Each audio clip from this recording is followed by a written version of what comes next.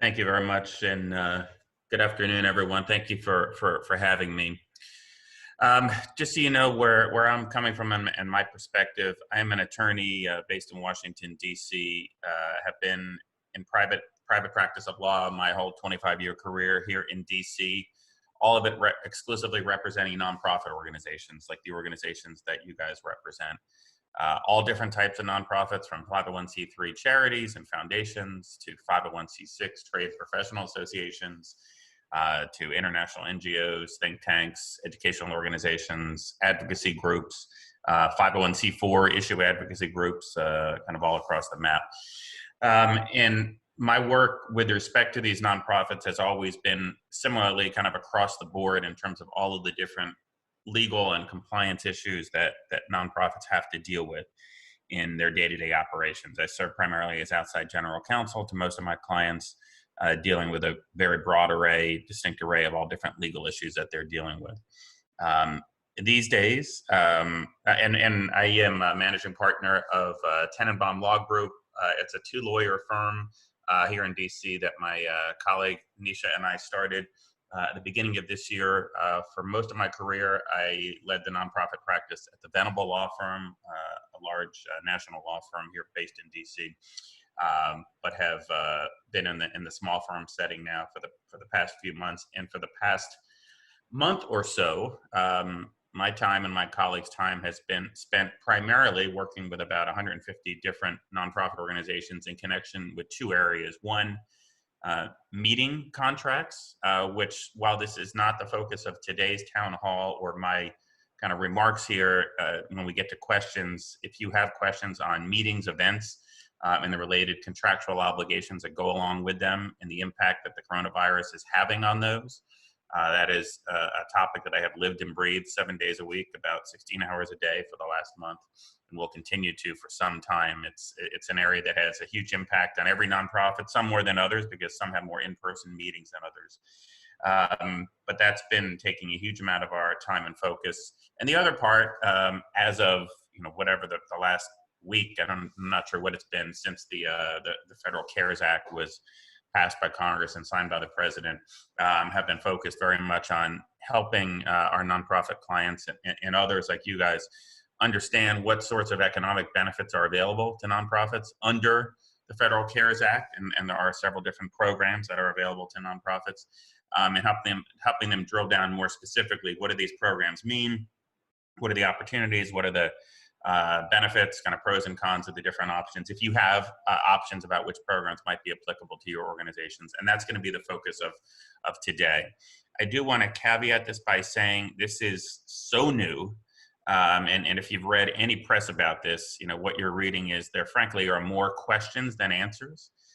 There's some tremendously valuable and beneficial programs here in the CARES Act for nonprofits. There's no question about it.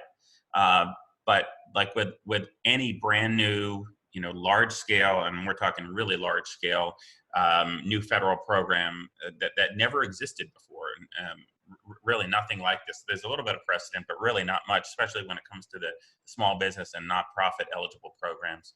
There's really no precedent for this. There's always going to be a ton of unanswered questions, and that's what we're dealing with right now. We're literally getting more questions than answers, and it's going to take particularly the U.S. Treasury Department and the U.S. Small Business Administration some time to sort some of this out. I was just reading today that probably the cornerstone program for nonprofits in this bill, the Paycheck Protection Program, was supposed to be, pursuant to the terms of the statute, nonprofits and small businesses were supposed to be able to start applying today through the local banks and credit unions and other lenders. Most of the major banks have put that on hold because they have more unanswered questions than they have answers, and they're waiting for some guidance from Treasury and SBA.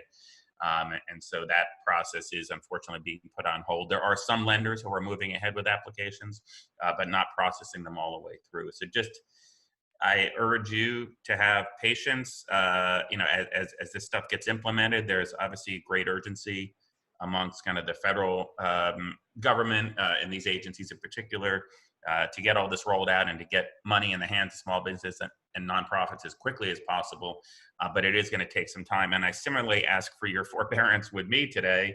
You're likely going to have a number of questions that I frankly don't have answers to. The more that we get into this, the more that I'm helping clients kind of work through the application process, getting guidance, from what we see with applications getting approved or rejected, getting guidance from the federal agencies, which they will be putting out.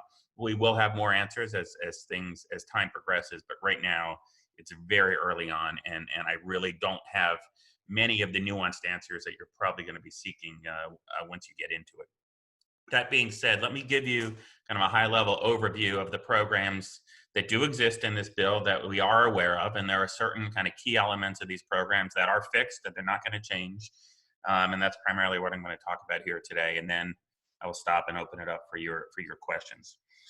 One more thing by way of kind of context and background, and that is that, just like I said, my practice has always been representing all different types of nonprofit organizations, particularly different categories of federally tax-exempt nonprofits. 501c3s versus 501c6 versus 501c4s or C5s. Those are probably the primary categories that apply to the folks that are represented here on the telephone.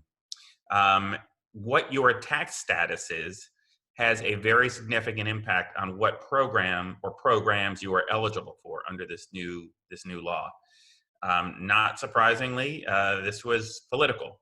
In fact, I was on a call yesterday with a bunch of organizations in the 501c6 kind of trade and professional association world, hearing a lot of inside baseball about how this all played out on the Senate side, literally over the weekend before this bill was passed by the Senate. It was very much political in terms of the decision to make non-501c3 tax-exempt organizations ineligible for the Paycheck Protection Program. So I know some of you on the phone, based on what I've heard from the Congressman staff, are representative of 501c6 and perhaps C4 organizations. That was a very deliberate political decision by the Senate Republicans to not make them eligible for the Paycheck Protection Program. And so unfortunately, unless and until that changes in round 4, and there will be a lot of folks reaching out to Congressman Bera and others to try to expand the program to make other categories of tax-exempt organizations eligible for that program if and when there's a fourth piece of coronavirus legislation that comes off the Hill. Right now, that is not the case. So if you can think of it like this, there are two major programs. There really are more, but there's two major loan programs that exist under the Federal CARES Act. One is the Paycheck Protection Program, which is a loan program, but it has some really unique and favorable elements to it. And then the second is what's called Economic Injury Disaster Loans, EIDL. So if I refer to EIDL, this is referred to as Economic Injury Disaster Loans. There's kind of a corollary provision to it as well called the Economic Injury Disaster Advance Loan. They're essentially the same thing with a few different features that I'll talk about.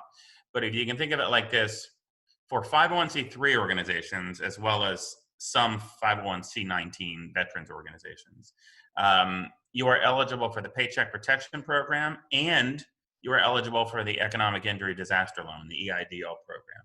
And you can actually apply for both, although you cannot get funds that are offsetting the same costs.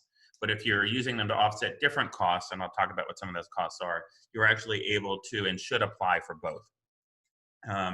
If you are a non-501c3 or C19 tax-exempt organization, like a C6 or a C4 or a C5, you are not eligible for the Paycheck Protection Program. You are only eligible for the EIDL loans or the EIDL advance loans, which we'll talk about.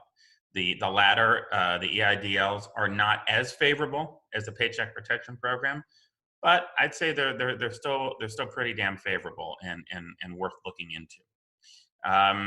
Let me make one other kind of structural distinction between the two before I get into the details.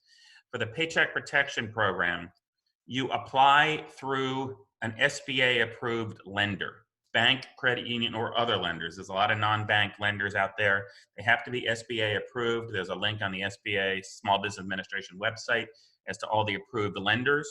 They are supposedly working hard to expand that list as well. But for those of you who are in the Congressman's district, probably most of you, you should be able to hopefully work with your existing bank, where you have a checking account or whatnot, or where you have loans through, or both. Hopefully they are SBA approved, and if not, I have no doubt you can find another local lender in your district that is SBA approved. But you apply through the bank or credit union or lender directly. Whereas for the EIDL program and the EIDL Advanced Loan Program, you apply through the Small Business Administration website directly. It's a direct loan program through the SBA. So a single application. And by the way, I have a kind of almost like a white paper fact sheet that we put together, my colleague and I, on this on these programs. I sent that to the Congressman's staff, and I'm sure that they will find a way to make that available to all of you, so you can see a lot of the details. There are also links in that document to the online application, and there's also at the end some links to other sources where you can get a lot of other additional details about these different programs. So let me kind of delve into some of the details now. First, for the Paycheck Protection Program, only applicable to 501c3 or C19s or other small businesses. Of course, today's program, Town Hall, is just focused on nonprofits. So I'm just going to talk about the nonprofit eligibility. It's available to nonprofits with fewer than 500 workers. And workers, I don't think this is going to apply for most of you, where it's going to be an issue where you're wondering if you're over 500, but it's not just employees. It also can include or would include independent contractors that kind of look and smell like employees but are treated as independent contractors. So if you're not sure, if you're an organization that relies heavily on a lot of outsourced independent contractors, and you think with your full-time employees and your contractors you might be over 500, it's definitely worth getting some advice and counsel to see if you might be eligible. But assuming you're well under that, that's who's generally eligible for these. These are loans with local lenders, SBA approved lenders, but they are backed by the Small Business Administration. The loans are given up to a maximum of the lesser of $10 million or 2.5 times your average monthly payroll costs. 2.5. So for most of you, it's going to be 2.5 times the average monthly payroll costs. That's going to be your maximum eligibility for the loan amount. It includes wages for employees making under $100,000, as well as expenses for paid sick leave, health care, which is important, and other benefits during the 1-year period prior to the date on which the loan is made. So that's how you calculate the maximum amount. Repayment terms, it's a 2-year term, and the initial payments are deferred up to 6 to 12 months, and there are no prepayment penalties or fees. It's actually, our cheat sheet says a fixed rate of 0.5%, but I believe yesterday that was raised to 1.0%.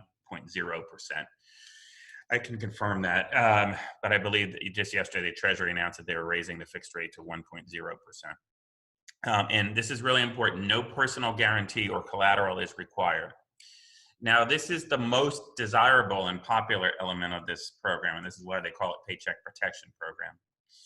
Part of the loan, and potentially all of the loan, may be forgiven if it is spent during the first 8 weeks, once you get the loan, on certain operating expenses. So you have to use the proceeds for certain operating expenses during the first 8 weeks.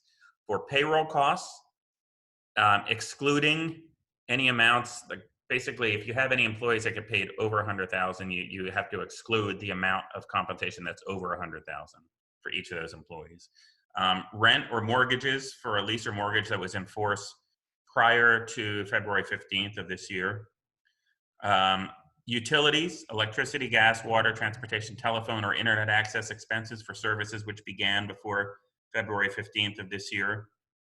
And then group health insurance premiums and other healthcare costs. These are costs that the employer pays on behalf of its employees. These are all, if you use the loan for these expenses during the first 8 weeks, then you can have the loan forgiven, completely forgiven. And so because you can defer the initial payments, if you qualify for the forgiveness, then you don't have to pay it back at all. So the interest rate and everything else becomes a moot point. But this is important. In order for the loan amounts to be forgiven, the borrower has to maintain the same average number of employees for the first 8-week period once you got the loan as it did from either February 15th to June 30th of last year, or January 1st to February 15th of this year. So the idea is you're keeping the same number of employees in place. The idea is to incentivize employers, including nonprofit C3s, to keep their employees. And if you do, then you can have the loan forgiven. If you have to let go some of your employees, then the loan forgiveness is reduced proportionately by the number of FTEs that you let go. In addition, the loan forgiveness amount will be reduced if you decrease salaries and wages by more than 25% for any employee that made less than 100K in 2019, annualized amount in 2019. The borrower has until June 30th of this year to restore full-time employment and salary levels for any changes that were made to employees between February 15th and April 26th of this year. And finally, it's anticipated that no more than 25% of the forgiven amount may be used for non-payroll costs, things like the rent, mortgage, utilities, and health insurance premiums. To request the loan forgiveness, you submit a request to the lender who's servicing the loan for you. And then I'm not going to get into all the documentation, but there is quite a number of documentation. And I've been dealing with clients and seeing discussions on listservs, nonprofit industry listservs and whatnot of all of the different documentation that's required, both for the initial application as well as to request a loan forgiveness. I'm not going to get into all of those details and bore you with it here, but just recognize there is, as you might expect, some meaningful documentation that's required. They're not just going to take your word for it. Things like, tax returns and W-2s and things like that to substantiate these requirements. Like I said, the loan program was supposed to open today. It has not for a lot of the larger banks and institutions. I think I remember seeing, might have been Chase Bank of America, I think, was one of the big banks that did open, but I think you schedule an appointment and then someone's supposed to get back to you. This is if you do it through their national portal. But anyway, keep an eye on it. I expect, just like we're seeing with unemployment insurance offices and whatnot, that there's going to be long waits. But I can tell you, just common sense would tell you, the sooner you can get your Paycheck Protection Program loan application into your lender, they're likely going to be processing them on first come, first served basis, the quicker you can get your funds. Now that's for 501c3s. If you're, for 501c3s, you're also able to apply for an economic injury disaster loan, an EIDL. And for non-501c3s, any tax exempt organization that's exempt under 501c, any of the 30 or so categories of tax exempt and under Section 501c are able to apply for an EIDL. Now, an EIDL, you can get a loan up to $2 million to cover temporary loss of revenue due to the virus. It has a repayment term of 30 years, and the first month's payment are deferred for a full year from the date of the note. In short, it's a very favorable loan. Oh, the rate is 2.75%. That's a fixed rate. So these are very favorable terms with a long repayment period, much more longer than you would typically get for some kind of a small business loan like this. But this is not a forgivable loan. It is not a forgivable loan. So that's the biggest difference between the two. But for a nonprofit that's struggling right now, like most are, it's a nice option to have. There is one thing that there's still a lot of questions about it, and we're going to be kind of updating our fact sheet to try to put more detail around this. If you apply for a loan over $200,000, there are some sort of guarantees required, either personal guarantees from individuals or putting certain collateral of the organization up, assets up as collateral to help guarantee the loan. And so there is kind of a look as to likelihood of repayment, looking at credit, things like that. That does come into play, particularly if you're taking out a loan over $200,000. And then finally, there's this kind of offshoot corollary loan called an economic injury disaster advance loan, which you can apply for in addition to the regular EIDL loan. This loan can be up to $10,000. That's the maximum. But the nice thing about it is it does not have to be repaid if you spend it on paid leave for your employees, maintaining payroll, increased costs due to supply chain disruption, mortgage or lease payments, or repaying obligations that cannot be met due to revenue loss from the crisis. And so essentially, and that's, find me a nonprofit that won't, fit one of those requirements.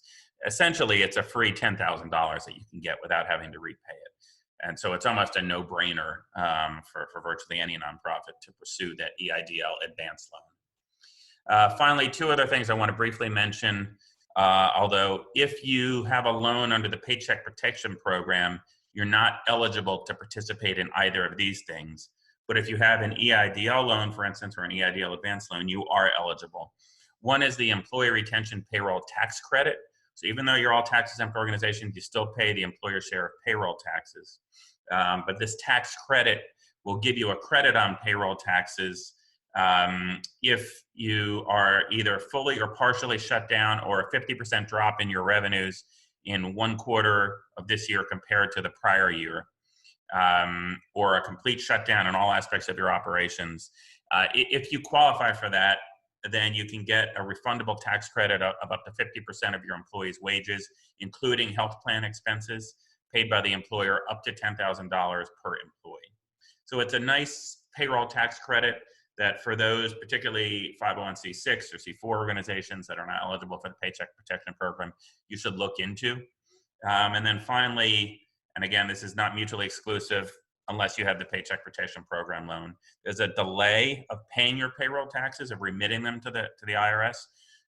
So you can delay the payment of employer-paid payroll taxes between now and January 1st of next year, with 50% of it being due at the end of next year, and 50% of it being due at the end of the following year. I have to double check. I might have the years wrong. It might be 50% due at the end of this year and 50% due at the end of the following year. But one way or another, it's a delay in the payroll taxes that you have to remit to the government. And again, anything that can help save money in the short term until hopefully things turn around, nonprofits can get back on their feet, is certainly welcome and helpful. And then finally, like I said, let me update this kind of fact sheet, and I'll circulate it to the Congressman staff, and they can share it with all of you guys, and I'll make sure we have accurate and current information. And then it has links to a lot of other resources at the end of the document. So why don't I stop there and see what kind of questions you guys have. Great.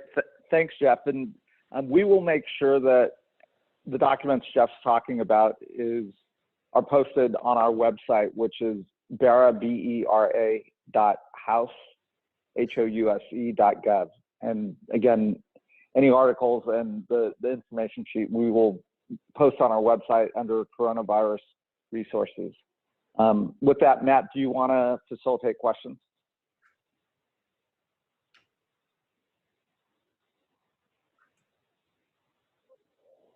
Matt, are you on? I'm sorry about that. I'm happy to. Looks like we have a hand raised by Tim Murphy. Hi, everyone. First of all, Congressman, thanks for putting the call together. Really appreciate this. Jeff, a question. So I know I run a 501c6 organization, and I know that the American Society of Association Executives are taking a hard run at Congress to get them, if there's a subsequent stimulus, to add 501c6 organizations as eligible for the PPP. Just your thoughts. I'm looking at the EIDL as an option to help cover some losses that are anticipated with the current COVID-caused recession. Would it be anticipated if I got the EIDL and then down the line the PPP is then available for my organization? Do you see any issues in being able to apply for the PPP after the fact? I think you said that if you have the EIDL in place first, you can apply for the PPP secondarily. Yeah, so it's a great question. First off, you're right. I was on a call with ASAE's Public Policy Committee yesterday, our public policy staff, kind of a planning session, exactly what you're talking about, and particularly focused on the House side with respect to potential round 4 legislation and trying to get the PPP expanded to include C6s and C4s and other 501c organizations, perhaps with some limitations on larger organizations. So first off, obviously I don't have a crystal ball. If that even happens, how that might be written and what sort of eligibility requirements or limitations might be, built in, who knows? Your guess is as good as mine. If it's written, if it's just a simple expansion of eligibility of the PPP to not limit it to C3s only, then the current way it works is you can apply for both, but you can't use the funds for the same things. So if you're using it for certain payroll costs for the PPP, you can't also use that to cover the same payroll costs under the EIDL. But if you have enough costs that you can, use one for some costs and one for the other, like C3s can do that right now. So absolutely. And Jeff, just on the legislative side, since I've been part of the conversations, we are looking to include C6s in the next round. That was one that we fought for and lost, unfortunately. And again, we recognize the impact it's going to have on a lot of nonprofits. Great. It looks like we have a question from Shara Lane out there who has her hand raised. Yes, thank you. And thank you, Congressman. And thank you, everybody, for putting this on. I do have a question about independent contractors and consultants. Are they considered kind of like employees or an expense that would be forgiven? Yeah, it's again, it's a great question. This is very unusual the way it's written. This is not typically how these sorts of assistance programs are written.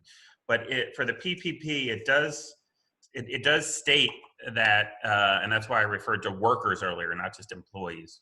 And it does state that for purposes of 500-person eligibility limit, that you do look at workers as well. Now, whether it includes, whether the cost that it can be applied for in terms of payroll costs that count toward the loan forgiveness, whether that counts workers as well, I don't have an answer for you on that yet.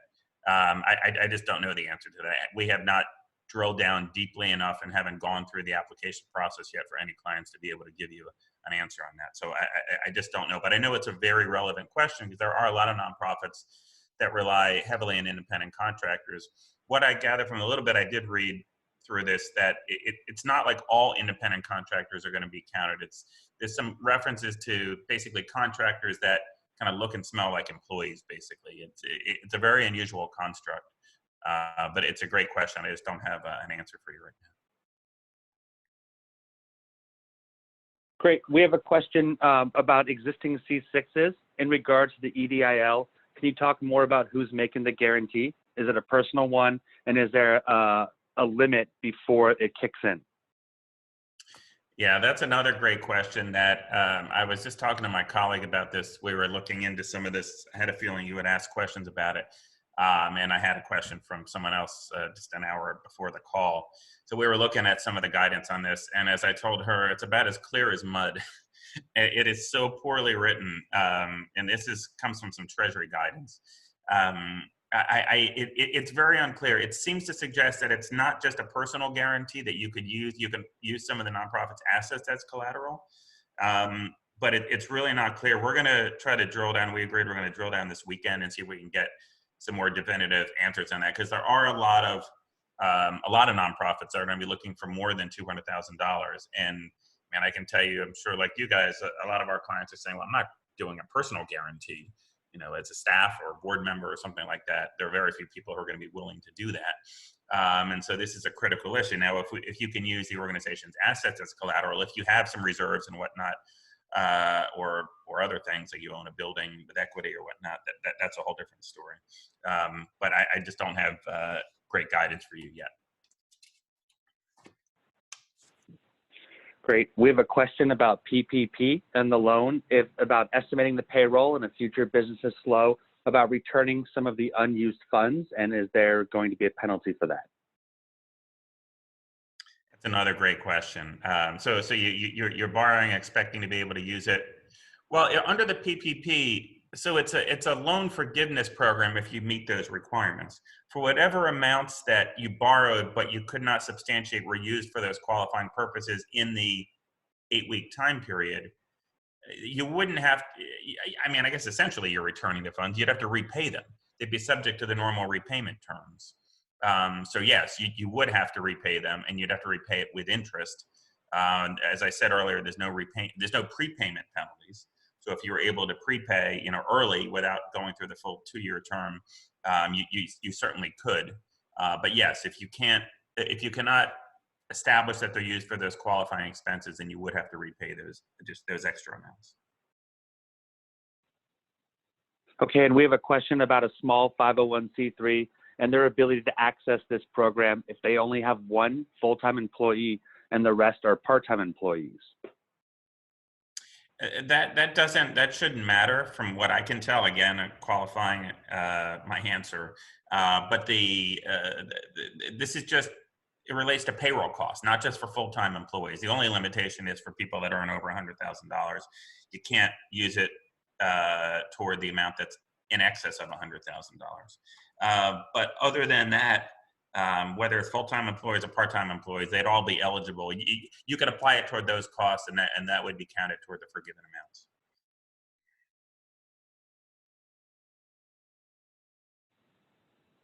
Are there any questions or hand raised out there? I just want to.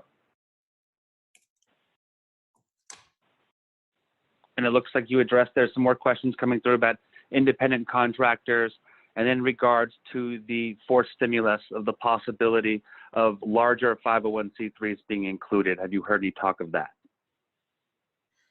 Well, right now there's no, well, I mean, there's limitation on the number of employees for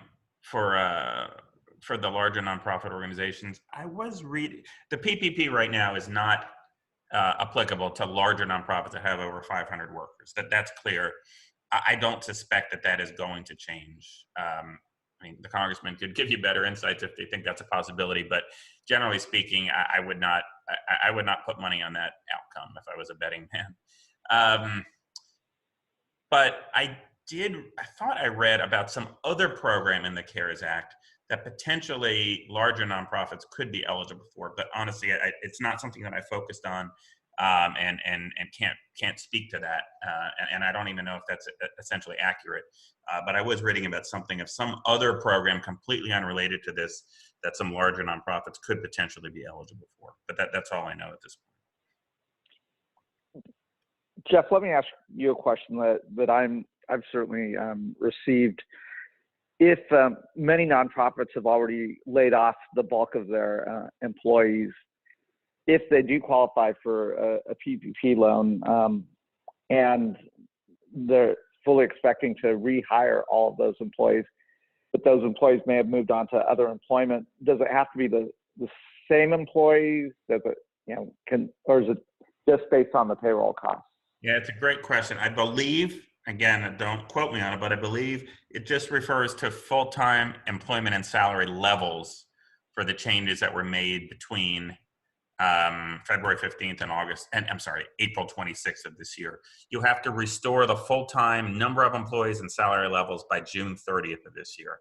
As long as you do that, then you can get the credit for that. I don't believe it has to be the same individuals. And that's my sense as well, but it's, again, just based on the payroll. And I think you touched on an important point. It is, it goes all the way back to February 15th. Is that correct? Correct. Yeah. And so it's got a kind of a retroactive element to it. Even though the law wasn't signed into law, the bill wasn't signed into law until March. It has that retroactive aspect to it, recognizing that there were a lot of layoffs that started prior to the enactment of the bill.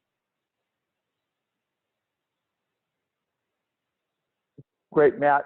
Do we have any other questions?